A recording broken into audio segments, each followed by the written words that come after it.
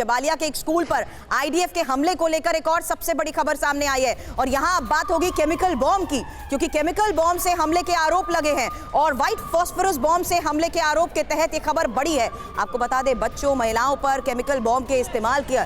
बड़ी बात कही जा रही है और इजराइल पर पहले भी केमिकल बॉम्ब के इस्तेमाल के आरोप लग चुके हैं। एक बार फिर ये आरोप लगे और इस बार जबालिया के एक स्कूल में केमिकल बॉम्ब डालने की बात कही जा रही है। तो जबालिया, जहां पर लगातार ऑपरेशंस को अंजाम दिया जा रहा है, किस तरीके से टारगेट हिट किए गए हैं उसके बारे में तो हम चर्चा कर रहे थे, लेकिन अब वो तस्वीरें सामने आ रही है जिसमें केमिकल बॉम्ब से, व्हाइट फास्फोरस बॉम्ब से हमले के आरोप एक बार फिर से लगे हैं। और जाहिर सी बात है, जिस तरीके से हमलों को अंजाम दिया जा रहा है, बच्चे महिलाएं इसकी चपेट में आई हैं और जबालिया के एक स्कूल में केमिकल बॉम्ब डालने की बात कही जा रही है।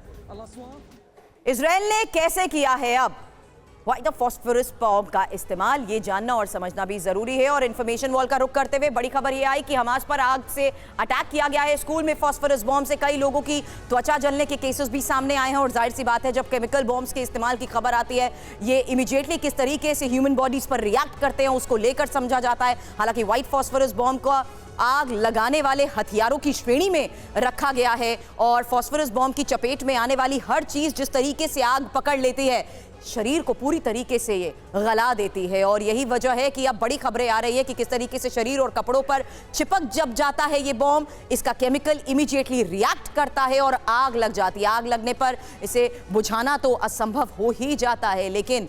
चपेट में आने वाले लोग बच भी जाएं तो जहर से ऑर्गन फेल होने का खतरा बढ़ जाता है। हालांकि वियतनाम युद्ध में अमेरिका ने व्हाइट फास्फोरस बॉम्ब का इस्तेमाल किया था और किस तरीके से फास्फोरस बॉम्ब काम करता है ये तो हमने जान लिया, लेकिन हम ये चर्चा संजय सर उस लिहाज से भी करते आए हैं क्योंकि केमिकल बॉम्ब का इस्तेमाल रशिया यूक्रेन वॉर के दौरान भी हमने आपसे समझने की कोशिश की थी। आज भी ये बात इसलिए कर रहे हैं क्योंकि इस पूरे युद्ध में कई बार ये आरोप लग चुके हैं कि केमिकल बॉम्ब्स का इस्तेमाल किया जा रहा है। देखिए, निश्चित रूप से ये आपने रशिया और यूक्रेन की बात की, वहाँ पर भी कई तरीके से उसको डर्टी बॉम्ब भी आप कह सकते हैं कि क्योंकि इसमें लेकिन एक पहलू है, मुझे लगता है कि ये एक तरीके से लो इंटेंसिटी वॉरफेयर या आप ये कहिए करते हैं। इसमें पार्शियली एनिमी को डैमेज किया जाता है क्योंकि एक बहुत बड़ा सवाल जो उठ रहा है आज के दिन इस हमास इजराइल कॉन्फ्लिक्ट में कि ह्यूमैनिटेरियन जो कैजुअलिटीज़ बहुत ज़्यादा हो रही है। इसमें लगभग 18,000 पैलेस्टीनियन, जिसमें हमासी बहुत ज़्यादा शामिल है, मारे गए हैं। तो एक अंतर्राष्ट्रीय जो कम्युनिटी का एक ओपिनियन बन रहा है, उससे बचने के लिए पार्शियल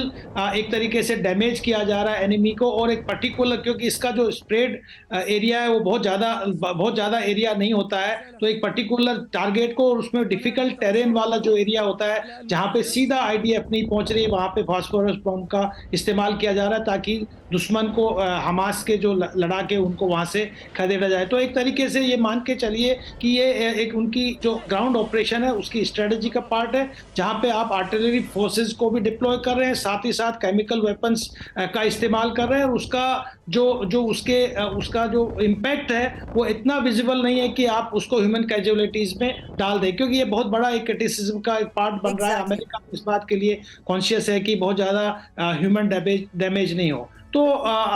जो इजराइल ऑपरेशन कर रहा है ग्राउंड पे, वो निश्चित रूप से हर तरीके के कॉन्सिक्वेंसेस, हर तरीके के इम्पैक्ट को ध्यान में रखते हुए आगे बढ़ रहा है। लेकिन एक बात मान के चलिए, क्योंकि गाजा के अंदर स्ट्राइक हो रहा है तो 93% जो पॉपुलेशन है वहां से ऑलरेडी वहां से डिस्प्लेस कर दी गई है। अब गाजा खाली है, उसमें जो हमासी हैं, जो सुरंग में हैं, जो कैंप्स में, पहला मामला तो है नहीं। और सुमित, इस पर मैं क्विक रिएक्शन आपसे चाहूंगी। जाहिर सी बात है, वॉर में कुछ एथिकल तो नहीं हो रहा, लेकिन बावजूद इसके इजराइल एक बार फिर से सवालों के घेरे में है। क्या यही वजह है कि इजराइल पर सवाल उठाने के लिए बाकायदा ये तस्वीरें भी जारी की जा रही है, ये बताते हुए कि किस तरीके से स्कूल पर इस केमिकल बॉम्ब व्हाइट फास्फोरस का इस्तेमाल किया गया है? देखिए, बिल्कुल, देखिए, इजराइल की तरफ से हर वो संभव कोशिश की जाएगी जो लगातार उनकी सिक्योरिटी को सिक्योर करते हैं। लेकिन इंपॉर्टेंट क्या है सुरभि, कि अभी लगातार हमास भी ऐसी कोशिश कर रहा है कि जानबूझकर ऐसी जगहों पर छुपना, चाहे वो स्कूल हो, कॉलेजेस हो, हॉस्पिटल्स हो, ताकि वहां पर अगर अटैक आएगा, वहां पर अगर शेल्स गिरेंगे तो वो उसको सामने जाहिर कर सकता है, उसका एक प्रोपेगेंडा क्रिएट कर सकता है। और अभी एक और इंपॉर्टेंट बात यह भी है कि अब ऐसे बॉम्ब्स का इस्तेमाल